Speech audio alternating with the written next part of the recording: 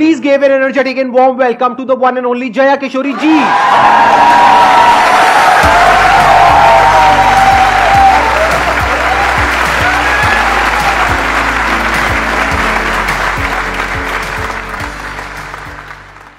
इनकी स्माइल में इतनी पॉजिटिविटी है, आई थिंक इनको कुछ बोलने की जरूरत ही नहीं है।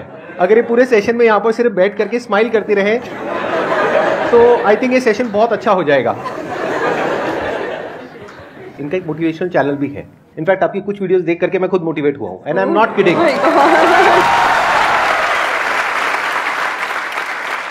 तो मैं पर्सनली आप सबको रिकमेंड करूंगा कि एक बार आप जा करके देखिए इनकी जो मोटिवेशनल वीडियोस हैं, और आप सबको बहुत कुछ सीखने को मिलेगा और बहुत अच्छा लगेगा। Thank you so much. और आपसे इंस्पायर होकर शायद हमने चैनल खोला है, तो मुझे तो लग रहा है मुझे मिल गया उसका अवार्ड कि आप उसको देखते हैं और सुनते हैं। थैंक यू सो मच, बहुत बड़ी बात है ये। यूट्यूब पे या इंटरनेट पे देखना एक अलग होता है, और जब आप फिजिकली वो चीज़ को फील कर सकते हैं, एक्चुअली एक ऑरा होता है, एक वाइब होता है, वो आपको फेस टू फेस ही मिल सकता है। तो आप सब बहुत लकी है, आज मैं भी लकी हूँ कि मुझे वो ऑरा, वो वाइब महसूस करने को मिल रहा है जो हम यूट्यूब पे ऑल टाइम देखते रहते हैं। और आज तो आप डबल लकी हैं क्योंकि मेरे साथ साथ आपको इनको भी सुनने का मौका मिल रहा है।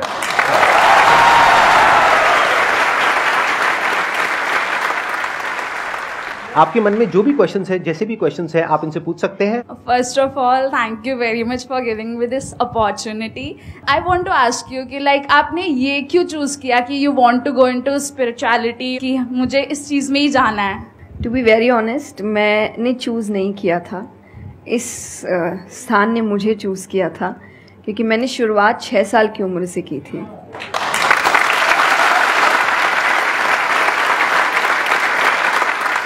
उसमें आपको पता ही नहीं होता है कि करियर क्या होता है, काम क्या होता है। तो मैंने कुछ भी सोचा नहीं था, मेरे सामने चीज़ें आती गई, मुझे अच्छी लगती गई और मैं करती गई। और इसीलिए मैं हमेशा कहती हूँ अपने अंदर के बच्चे को ज़िंदा रखिए, क्योंकि वो कभी भी ये नहीं देखता इससे मेरा फ़ायदा होगा, या उसको अच्छी लगती है चीज़ और वो करता है। तो मैंने वो बचपने में मुझे वो चीज़ अच्छी लगी और मैंने उसको किया, और फिर अपने आप ही सामने चीज़ें आती गई, चाहे फिर वो भजन आए, फिर कथा आई, मोटिवेशनल सेशंस आए, जो जो सामने आता गया और जो जो मुझे लगा कि मेरे बस की बात है, मैं कर सकती हूँ, वो मैंने किया। और फिर मुझे पता ही नहीं चला कि कब सिचुएशन कहाँ हो गई। जब मुझे समझने का मौका मिला कि चलो कुछ बनते हैं, मैं ऑलरेडी बन चुकी थी।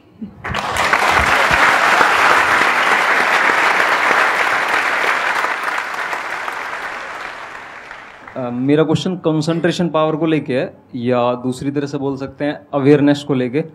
जैसे किसी भी काम पे जो ध्यान लगाने की कैपेबिलिटी होती है वो डिफर करती है पर्सन टू पर्सन। मुझे पूछना था क्या कोई इसका बायोलॉजिकल बेसिस भी है, या सिर्फ प्रैक्टिस पे डिपेंड करता है कि किसी की प्रैक्टिस थोड़ी कम है और किसी की ज़्यादा? कई ऐसे एक्सरसाइजेज है जो आपको हेल्प करती है कंसंट्रेशन के लिए।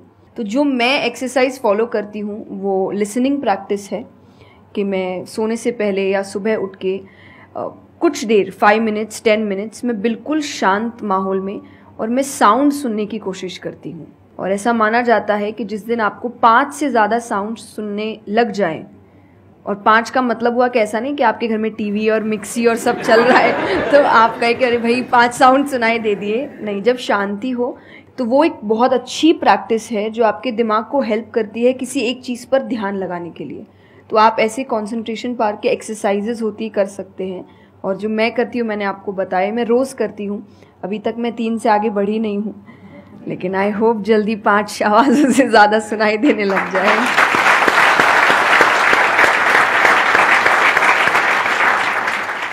बचपन से जो आपने किया अभी तक वो तो मैटर करता ही है। फॉर एग्जाम्पल, अगर आप बचपन से ही सिर्फ कंप्यूटर पर ही अपना टाइम पास कर रहे हो या मोबाइल पे, जो आजकल बड़ा कॉमन हो गया है, तो आपकी जो कंसंट्रेशन पावर है वो पैसिव वे में तो अच्छी होगी। यानी कि अगर कोई कंटेंट है उसको आप कंज्यूम कर रहे हो तब तो आपका माइंड वहां पर लग जाएगा, लेकिन जब खुद ध्यान लगाने की बारी आएगी तो आप नहीं लगा पाओगे, एक्टिव कंसंट्रेशन आप नहीं कर पाओगे। और वही आपका क्वेश्चन है कि जो अपनी एक्टिव कंसंट्रेशन पावर है उसको कैसे बढ़ाया जाए, यानी कि आप जब चाहे, जहां चाहे, जितनी देर के लिए चाहे उतनी देर के लिए अपना ध्यान लगा सके, और जब चाहे वहां से ध्यान हटा सके। इसी को कहेंगे ना कि एक्चुअल में आपका जो ध्यान है वो आपके कंट्रोल में है। नहीं तो इतना कुछ है इस दुनिया में, वो तो सब खींचने के लिए तैयार बैठे हैं आपके ध्यान को, आपकी अटेंशन को। अगर फाइनेंशियली बात करी जाए तो आज की डेट में सबसे ज्यादा जो वैल्यू है वो आपकी अटेंशन की है। जितनी भी कंपनीज हैं उनके लिए सबसे इंपॉर्टेंट है आपकी अटेंशन। अगर आपकी अटेंशन आपके हाथ से निकल जाती है और उनके हाथ में चली जाती है तो वो हो जाएगा जो वो चाहते हैं, यानी उनको प्रॉफिट हो जाएगा, आपको नुकसान होता है हो जाए। तो अब सवाल उठता है उसको कैसे बढ़ाया जाए। चेस बहुत अच्छा तरीका है उसको बढ़ाने का। स्पोर्ट्स से आपकी कंसंट्रेशन पावर बढ़ती है। जैसे मुझे बैडमिंटन बहुत पसंद है, तो बैडमिंटन में सारा ध्यान कहां पर होता है? शटल के ऊपर, और कोई थॉट माइंड में आ ही नहीं सकता, क्योंकि अगर वो आया तो शटल से आपका ध्यान हट गया और आप हार जाओगे। तो sports is another way of doing it. उसके अलावा जैसे इन्होंने बताया लिसनिंग, अगेन वेरी पावरफुल। बहुत तरह की साउंड्स हैं, बहुत तरह की वाइब्रेशंस हैं इस यूनिवर्स में, बट हमारा ध्यान नहीं है उसकी तरफ। कुछ ग्रॉस है, कुछ सटल है। तो जैसे जैसे हम सटल जाते हैं तो ऐसी बहुत सारी वाइब्रेशंस हमारी पकड़ में आती है जो नॉर्मली लोगों की पकड़ में नहीं आ पाती है। क्यों? क्योंकि उनका ध्यान दो जगह पे होता है, या तो इस दुनिया में जो कुछ हो रहा है वहां पे होता है, या फिर अंदर जो थॉट चल रहे होते हैं वहां पे होता है। इसके अलावा और कहीं नहीं होता है। तो उन वाइब्रेशंस को सुनने के लिए हमको कानों की भी जरूरत नहीं है। इवन विदाउट योर ईयर्स, अपने कान बंद करके भी आप सुन सकते हो उन साउंड्स को। तो शुरुआत वहां से करो, धीरे धीरे आप देखोगे आपका जो ध्यान है वो आपकी पकड़ में आने लग जाएगा।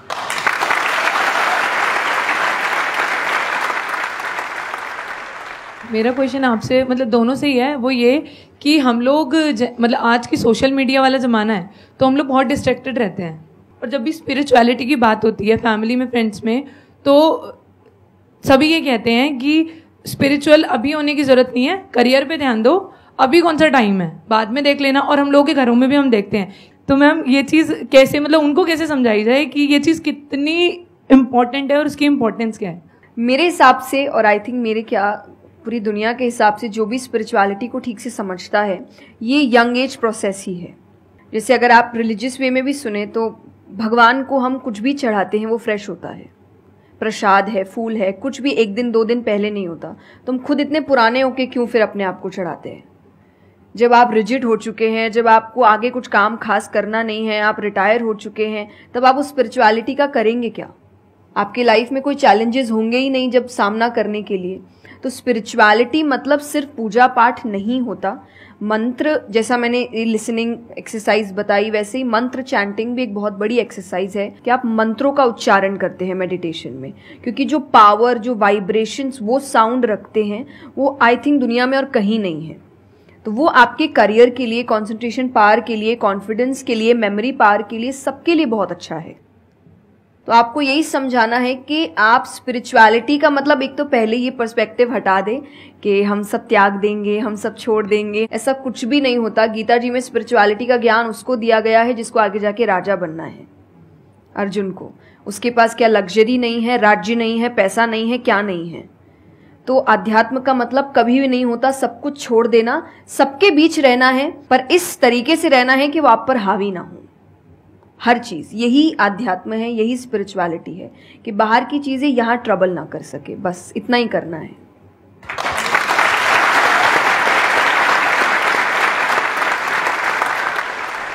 अर्जुन कह रहा है कि क्या मैं सब कुछ छोड़ छाड़ के चला जाऊं? और भगवान कृष्ण उसको क्या बोल रहे हैं कि अभी जो तुम्हें करना है उस पर ध्यान दो। सब कुछ छोड़ना सॉल्यूशन नहीं है। खुद को पहचानो कि तुम क्या हो। जो प्रॉब्लम की पूरी जड़ थी वहां पर वो ये थी कि अर्जुन भूल गया था कुछ देर के लिए कि वो एक्चुअल में कौन है, जैसे हम भूल जाते हैं। तो भगवान उसको याद दिलाने का काम कर रहे हैं कि तुम एक योद्धा हो, तुम्हारा काम है लड़ना धर्म के लिए। तो भगवान उसको वो ज्ञान दे रहे हैं। ऐसे ही अगर आप एक स्टूडेंट हो तो आपका काम क्या है? पढ़ाई करना। अब आपको देखना है कि उसमें ये जो बातें हैं, इनकी बातें, मेरी बातें, या कहीं भी हमारे जो स्क्रिप्चर्स में बातें हैं, वो किस तरह से आपको काम आ सकती है वो करने में, जो अभी आपकी लाइफ की इस स्टेज में, इस पॉइंट पर आपके लिए करना सबसे इंपॉर्टेंट है। तो स्पिरिचुअलिटी दो तरीके की हो गई। एक वो जो आपको भटका रही है, यानी कि वो लोग जो खुद अच्छे से नहीं समझ पाए स्क्रिप्चर्स को, वो आपको क्या कहेंगे कि सब कुछ छोड़ दो। और दूसरे वो जो एक्चुअल में समझ गए हैं कि क्या बात करी जा रही है, तो वो आपको क्या कहेंगे कि जो भी कर रहे हो उसको करो, अच्छे से करो, पूरे ध्यान से करो, पूरी ईमानदारी से करो, उसमें कोई कमी मत छोड़ो, क्योंकि यही आपको हेल्प करेगी लाइफ में आगे कुछ भी करने के लिए। अगर आज आप अपने काम को ढंग से नहीं कर पा रहे, तो कल अगर स्पिरिचुअलिटी में आपको कोई इंक्वायरी करनी है, स्क्रिप्चर्स को समझना है, क्या वो आप ईमानदारी से कर पाओगे? आप अगर अपना काम ठीक से कर रहे हैं, आपके इंटेंशंस अच्छे हैं, आप ऑनेस्ट हैं, आप पेशेंस रख रहे हैं, आप स्पिरिचुअल है। तो इसीलिए आपको बस अपना काम, जो उन्होंने सही कहा, एकदम ठीक से ईमानदारी से करना है। क्योंकि अगर यहाँ ईमानदार नहीं, क्योंकि जो आपका काम है, तो फिर कहीं और तो ईमानदारी की फिर बात ही क्या कर सकते हैं हम। मैम मेरा आप दोनों से ही है मेरा क्वेश्चन कि रियल फ्रेंडशिप का एसेंस आज खोते जा रहा है। हम सैटरडे संडे को पार्टी तो कर रहे हैं फ्रेंड्स के साथ, लेकिन जब रियल फ्रेंडशिप का टेस्ट होता है तो most of the friends fail हो जाते हैं, और हम भी फेल हो जाते हैं उसमें अपने दोस्तों। हम ये तो भूल जाते हैं कि वो हमारे दोस्त नहीं है अच्छे, तो हम भी तो नहीं है। तो ये चीज़ हम रियल फ्रेंडशिप को आज कैसे वापस उसके एसेंस को रीजनरेट करें और खुद भी दूसरों के अच्छे दोस्त बने? दोस्ती बहुत बहुत ज़रूरी होती है, और इस पे भी मेरा एक छोटा सा वीडियो है कि आप फ्रेंड्स को आइडेंटिफाई कैसे करें, या वही जो क्वालिटीज़ है वो खुद में भी कैसे लाएं। तो सबसे पहली क्वालिटी यही है कि हम जो सिर्फ सैटरडे संडे जिन दोस्तों से पार्टी करने के लिए मिल रहे हैं, वो आपके दोस्त नहीं होते हैं। वो आप बस एंटरटेनमेंट के लिए, आपको मस्ती करना है, मज़ा करना है, तो आप मिल रहे हो। लेकिन एक्चुअल जो आपके दोस्त होते हैं ना, वो आपको भी सिखाते हैं, आप उनको भी सिखाते हैं, वो आपके साथ ग्रो करते हैं। और जैसा आपने कहा एसेंस, जैसे मैं मेरे पेरेंट्स के जो दोस्त हैं, सालों से इक्के दुक्के हैं, लेकिन अभी तक है। और अभी भी हम कई बार ऐसा लगता है कि आप ऐसे कैसे बात कर रहे हो उनसे, तो वो कहते हैं हमारे दोस्तों को अपने दोस्तों जैसा मत समझना कि हम एक दो बोल देंगे या एक दो चीज़ें हो जाएंगी और हमारी दोस्ती टूट जाएगी। हमारी दोस्ती इस चीज़ पर नहीं बनी है। वो अगर महीनों भी एक दूसरे से नहीं मिल रहे हैं, या एक साल तक भी उन्होंने बात नहीं की है, वो एक साल बाद भी फ़ोन करते तो वो वैसे ही होते जैसे वो एक साल पहले थे, जहाँ उनकी बात छूटी थी, बिल्कुल वैसे। तो सबसे पहली चीज़ कि यही कि ज़रूरी नहीं है आपको अपने दोस्तों से हर एक इंटरवल में मिलना है, तभी आपकी दोस्ती कायम रह सकती है। क्योंकि अब लोग आगे बढ़ रहे हैं, बिजी हो रहे हैं, काम कर रहे हैं, दूसरे शहरों में पढ़ने जा रहे हैं। अगर आपकी दोस्ती सिर्फ मिलने मिलाने से और मस्ती करने से, तो वो दोस्ती नहीं है। तो ये सबसे पहली चीज़ है कि जो आपको आपके सिचुएशन को समझे, वाइस वर्सा आप उसके सिचुएशन को समझिए कि दोस्ती है पर जिंदगी भी है, काम भी है, मेहनत भी है, परिवार भी है। सबसे बड़ी तपस्या, सबसे बड़ा तप मैं कहती हूँ गृहस्थ जीवन ही है। Thank you for the compliment. उसमें आपको इतना कुछ करना पड़ता है, वो एक सिचुएशन को समझना ज़रूरी है। दूसरा, आजकल जो एक ट्रेंड बन चुका है कि फ्रेंड्स सपोर्टिव होने चाहिए, तो सपोर्टिव का मतलब ये नहीं कि तुम गलत भी करो, तो जो कर्ण और दुर्योधन की दोस्ती थी कि नहीं भाई पाप भी कर, मार, गलत कर, मैं तो साथ खड़ा हूँ, ये दोस्त नहीं होते। ये बहुत बड़ा पॉइंट बोला इन्होंने, अभी इसके बारे में मैं बात करूँगा। ये दोस्त नहीं होते हैं। दोस्त आपको आपके पास खड़े रहेंगे सपोर्ट में, लेकिन ये हर वक्त बताएंगे कि तुम गलत हो, तुम गलत कर रहे हो, इसकी सजा मिलेगी। तो ये सच्चे दोस्त होते हैं। तो आप या तो कहते हैं ना कि कृष्ण जैसे दोस्त बनो, खुद ही बनो। बात यही आती, कृष्ण जैसे ढूंढने से पहले कृष्ण जैसे दोस्त बनो, कि जो हर वक्त बताने। कृष्ण कभी अलग नहीं हुए अर्जुन से। जब वो कहने लगा कि मैं नहीं लड़ सकता, ये नहीं, उन्होंने उस वक्त बहुत डांटा कि क्षत्रिय है, ये तरीका है बात करने का, ऐसे बोलते हैं, तो इतना बड़ा महाबाहु है, बड़े बड़े नाम बताए, याद दिलाया कि तुम कितने अच्छे हो। तो सबसे बड़ा दोस्त का आई थिंक क्वालिटी यही है, जो सपोर्टिव है लेकिन गलत चीज़ों में नहीं है, वो हर वक्त सही के लिए आपके पास खड़े हैं। और तीसरा जो मैं सबसे अच्छा कहती हूँ कि आपकी और उनकी मेंटालिटी मैच होनी चाहिए। आपको ये समझना है कि अगर मेंटालिटी एक नहीं होगी, तो भले ही आप अपने पेरेंट्स को कितना ही कह ले कि हम कुछ नहीं करेंगे, अरे हम तो सिर्फ घूम रहे हैं, अरे हम वैसा कुछ नहीं करेंगे, करोगे, एक ना एक दिन ज़रूर करोगे, क्योंकि ये ह्यूमन नेचर है। आप जिसके साथ ज़्यादा समय बिताते हो, धीरे धीरे उसकी क्वालिटीज़ कुछ आपके अंदर आती है। तो ज़रूरी है कि वो बिहेवियर, वो पैटर्न, वो मेंटालिटी, वो माइंडसेट मैच होनी चाहिए दोनों की, तभी आप एक साथ ग्रो कर सकते हैं। वरना वही सैटरडे संडे मिलना और ज़िंदगी खराब करना, यही हो पाएगा बस। Excellent point. ये समझना इतना इंपॉर्टेंट नहीं है कि दोस्ती क्या है, ये समझना ज़्यादा इंपॉर्टेंट है कि दोस्ती क्या नहीं है। अगर आपका जो दोस्त है वो कुछ गलत कर रहा है, तो उसका साथ देना दोस्ती नहीं है। क्योंकि अगर आप गलत में भी उसका साथ दोगे तो वो और पावरफुल हो जाएगा, वो और बड़ा गलत काम करेगा। मानो आपका दोस्त पी करके गाड़ी चला रहा है, तो दोस्ती ये नहीं है कि उसको बोलना कि हाँ चल कर कर कर कर कोई नहीं, और बड़ा और बड़ा और बड़ा नहीं। उस वक्त क्या बोलना, गाड़ी रोक, मैं उतर रहा हूं। अब उसके बाद आपका क्या होगा वो बाद में देखेंगे, वो डिपेंड करता है कि आपको कहां उतारा उसने। जो इन्होंने एग्जाम्पल दिया दुर्योधन वाला, बहुत इंपॉर्टेंट है वो समझना। ऐसे लोगों से दूर रहो, ये दोस्ती है। दोस्ती को तोड़ देना दोस्ती होता है बहुत बार। कई बार लाइफ में ऐसा पॉइंट आ जाता है जो एक धर्म संकट के जैसा होता है, जहां पर जाकर के आपको साफ नजर आ रहा होता है कि ये जो इंसान है ये सिर्फ अपना ही नहीं मेरा भी सर्वनाश कर देगा। ऐसे लोगों को छोड़ देना दोस्ती है। फिर अगर उसके अंदर इंसानियत वापस से जागती है तो वापस से वो अगर आपके पास में आता है तो ठीक है, नहीं आता है तो कोई बात नहीं, छोड़ दो ऐसे दोस्त को। तो बड़े ध्यान से चुनना अपने जो दोस्त हैं। जो इन्होंने कहा संगति बहुत इंपॉर्टेंट है लाइफ में, इसीलिए पहले के जमाने में सत्संग की इतनी वैल्यू होती थी। हर घर में एक सत्संग हॉल होता था एक जमाने में। आज जैसे हम सत्संग का नाम सुनते हैं हमारे माइंड में कुछ और ही आने लग जाता है। सत्संग मतलब सत्य के संग। सत्य मतलब वही जो इन्होंने कहा कि जब कोई सही रास्ते पे चल रहा है तो उसका साथ देना, और कोई झूठ के रास्ते पे चल रहा है, कोई गलत काम कर रहा है तो उसका साथ छोड़ देना। तो सत्य के साथ रहना। वो लोग जो सत्य बोलते हैं, वो लोग जो सत्य की राह पे चल रहे हैं, वो लोग जो धर्म की राह पे चल रहे हैं। ये वर्ड सुनने में आपको थोड़े से पुराने लगेंगे, लेकिन अगर इसकी डेप्थ को आप समझोगे तो अंदर से आप समझ पाओगे कि मैं क्या बोल रहा हूं, किस लेवल से बोल रहा हूं। Hello sir, hello ma'am. Ma'am मतलब कई बार हम सुनते भी हैं, बहुत जगह देखते हैं, और कई बार बहुत बार हम पढ़ते भी हैं। मैम मुझे ये पूछना है कि मैम भक्ति क्या है, मतलब भक्ति क्या होती है? आज ये ज़माना अलग हो गया है कि भगवान से भी लेन देन का मामला चल रहा है कि आप मेरा ये काम कर दो तो ये हो जाएगा, और काम एक भी नहीं हुआ तो भगवान बदल ले, कि भाई कहीं और माथा टेकते हैं, यहाँ तो काम हो नहीं रहा। तो ये भक्ति नहीं होती। तो एक तो जो परसेप्शन भक्ति का बन गया है कि भजन कीर्तन पूजा पाठ कर लिया और भक्ति हो गई। भक्ति का असल मीनिंग है सरेंडर, समर्पण। और समर्पण व्यक्ति कब करता है? जब पहला चीज़ विश्वास होता है कि वो जो भी करता है वो सही करता है। मुझसे कई बार लोग पूछते हैं कि आप बहुत ज़्यादा डिप्रेशन में नहीं जाते, या कोई आपने सब कुछ देखा है, चाहे स्ट्रगल है, इंसल्ट है, रिजेक्शन है, हर फील्ड में हर चीज़ होती है। अगर आप आगे बढ़ रहे हैं, कोई पोजीशन पे जाने की कोशिश करें तो आपको इनका सामना करना पड़ेगा। ये ज़िंदगी के साथ आता है तो आपको सामना, लेकिन मुझे कभी दिक्कत नहीं दी ये चीज़ें। क्यों? क्योंकि जो मैंने कहा समर्पण, मुझे पता है कि एक ऐसी शक्ति ऊपर बैठी है जो मेरा बुरा नहीं चाहती। तो कई बार बुरी चीज़ें भी मेरी ज़िंदगी में हो रही है, मुझे पता है वो मेरे अच्छे के लिए है क्योंकि वो कर रहा है। तो ये समर्पण, ये भक्ति है। तो ये आपको हारने नहीं देती। क्यों हारेंगे आप? क्योंकि आपको पता है ना कि वो हारने देगा नहीं।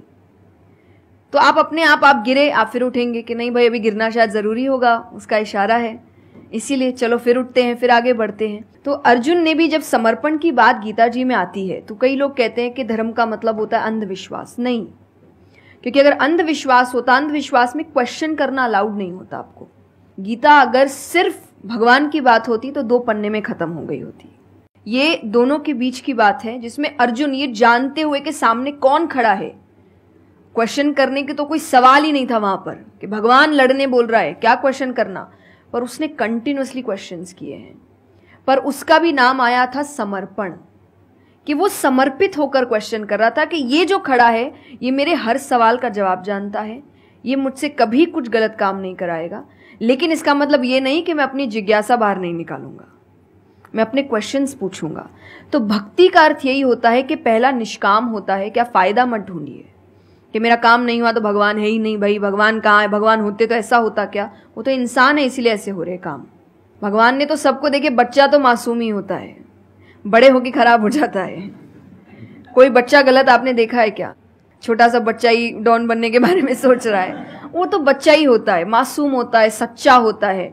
तो भगवान इसलिए कहते बच्चे भगवान का रूप है, क्योंकि वो एकदम प्योर होते हैं।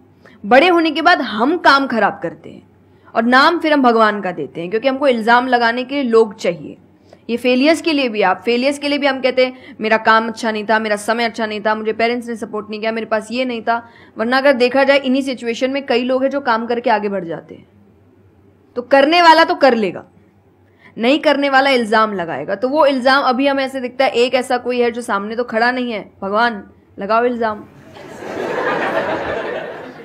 एक फोटो है ना इंटरनेट पे कि भगवान खड़े, छोटी बच्ची खड़ी है, छोटी बच्ची के हाथ में एक टेडी बेयर है, तो भगवान वो मांग रहे हैं और वो बच्ची बोली मुझे बहुत अच्छा लगता है, मुझे नहीं देना। उसको नहीं पता कि भगवान के पास पीछे एक बड़ा सा टेडी बेयर रखा है और भगवान उसको कह रहे कि बस दे दो और मुझ पे विश्वास रखो कि वो दे दो छोटी चीज जो तुमसे, आपको वो बुरी लग रही है उस वक्त कि मेरे साथ गलत हो गया या मेरा छोटा काम नहीं हुआ, मैंने तो इतनी पूजा की थी, इतना काम किया था, शायद तुम उस काम के लिए नहीं बने हो, तुम और बड़े चीज के लिए बने हो।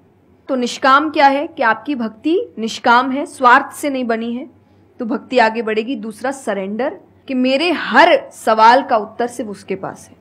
तो ये दो चीजें भक्ति बनाती है।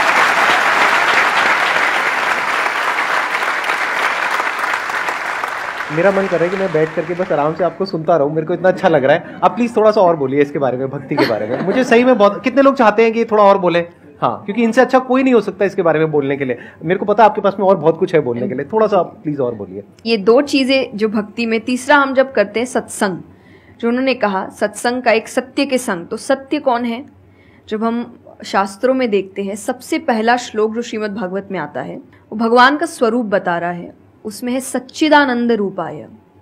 सच्चिदानंद का मतलब होता है तीन चीजें मिलकर बनती है, वो है सत, चित और आनंद।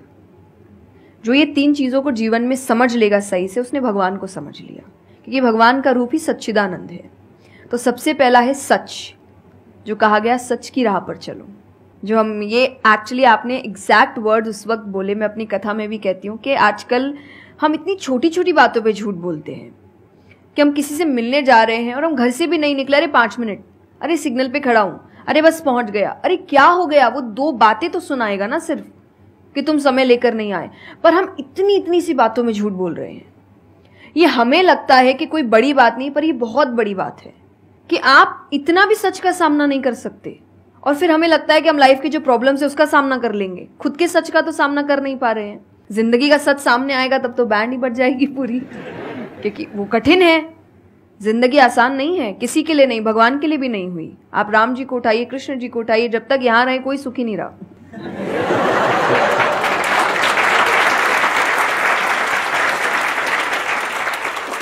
तो सुखी तो कोई नहीं रहा यहाँ पर। आपको सुख खुद ढूंढना पड़ता है, आपको अपना जीवन खुद निकालना पड़ता है अपने चॉइसेस को लेकर। तो इसीलिए पहला सत है।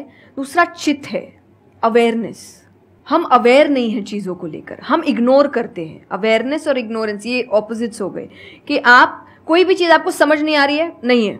मैं अधिकतर नास्तिक लोगों को आप देखिए, उनको अगर पूछे ना भगवान को मानते हैं, तो उनके पास एग्जैक्ट रीजंस नहीं होते कि क्यों नहीं मानते, बस नहीं है, दिखा नहीं, मुझे नहीं दिखा तो नहीं है। तो तुम्हें तो बहुत चीजें नहीं दिख रही। मेरे पापा इस पर मैंने एक बार से क्वेश्चन किया था कि बोले तो पापा कैसे जवाब दे? तो पापा बोले उनको पूछना उन्होंने अपने परदादा को देखा था। देखा तो नहीं होगा,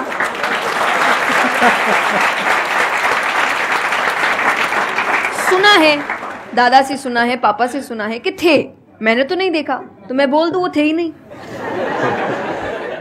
कुछ तो सच्चाई होगी, उसको ढूंढने की कोशिश करो। मैं धर्म के लिए हमेशा कहती हूं कि आपको ढूंढना पड़ेगा। भगवान, मेरे पापा ने मुझे एक बात कही थी, भगवान मानने की चीज है, जानने की नहीं। जानना क्या होता है? पहले इस्तेमाल करे फिर विश्वास करे।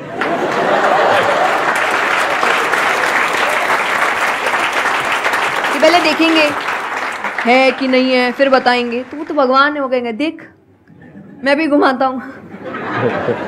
वो भगवान है भाई। उनको अगर आप बोलोगे कि मेरे सामने आ, मुझे दिखा तू है कि नहीं, तो बोलेंगे घूम, नहीं दिखाता, कभी नहीं हुई, नहीं जा। तो भगवान मानने की चीज है, मानो वो अपने आप जना देंगे वो कहाँ है। तो भगवान के लिए माना गया कि पहले आपको मानना पड़ता है, दैट इज सरेंडर, कि मैं मानता हूं, मैं इसीलिए पढ़ रहा हूं। अधिकतर लोग अभी पढ़ क्यों रहे हैं, जान क्यों रहे, गलत साबित करने के लिए। और दुनिया के लिए भी, आप किसी भी चीज को जानने की कोशिश करो तो सिर्फ एक खाली दिमाग से जानने की कोशिश करो, अपने दिमाग से नहीं कि मुझे गलत साबित करना इसीलिए पढ़ता हूं चलो। तो फिर आपका दिमाग सीधा उस गलत बात पे ही जाएगा कि देखो मैंने तो बोला ही था गलत है, और उसके आसपास कितनी अच्छी बातें लिखी होगी आप देखेंगे नहीं। पर आपको जो बस साबित करना है, आप उस लोग सुनते भी आजकल इसीलिए है। मैं कथा में एक बात कहती कि उस आजकल कथा ही बची है सुनने वाली चीज, वरना आप कहीं भी 2 लोगों को देखिए वो बोलेगा मैं बोलता हूँ, नहीं मैं बोलता हूँ, नहीं मैं बोलता हूँ। दुख देखिए किसी के, प्रॉब्लम्स को एक बोलता है अरे मेरी जिंदगी अच्छी नहीं चल रही, अरे मेरी उससे भी खराब है। आप किसी से मदद भी कहाँ मांगेंगे कि वो एक दुख सुनाओ वो 4 सुनाता है, तो क्या ही मदद मांगे कि तो मेरे से दुखी है, तू मेरे से और 500 रुपए रख भाई।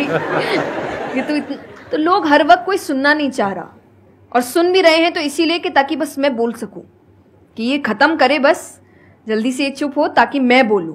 तो ये बंद करिए। भगवान ने अर्जुन की पहले पूरी बात सुनी थी, एक बार भी बीच में इंटरप्ट नहीं किया, उसकी पूरी बात सुनी। क्यों? तभी वो आंसर ठीक से कर पाएंगे।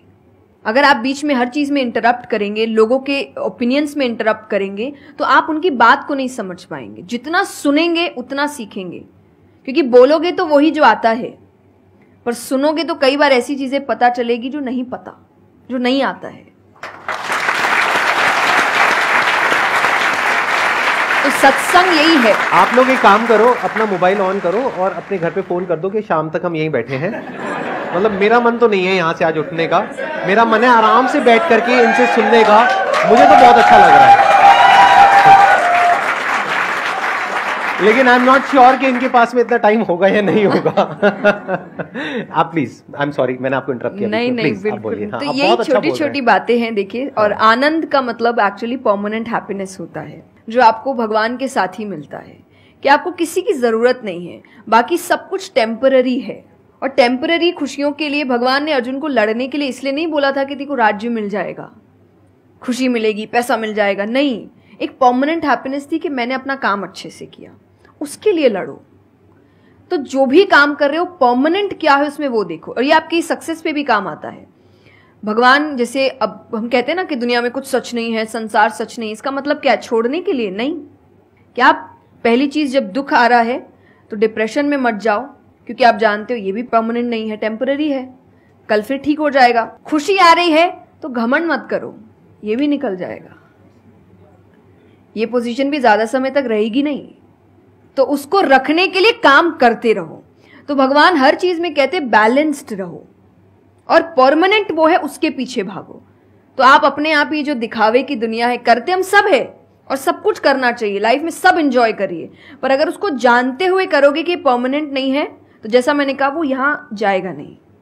जैसे एक पक्षी है, आप पेड़ पे उसको बैठा दो और फिर जिस ब्रांच में वो बैठी उसको काटने लगो, और जब तक ब्रांच नहीं गिरेगा वो नहीं हटेगी, क्योंकि उसको ब्रांच पे भरोसा है ही नहीं। उसको पता ये रहेगा ना, उसको अपने पंखों पे है कि वो जैसे ही गिरेगा मैं उड़ जाऊंगी।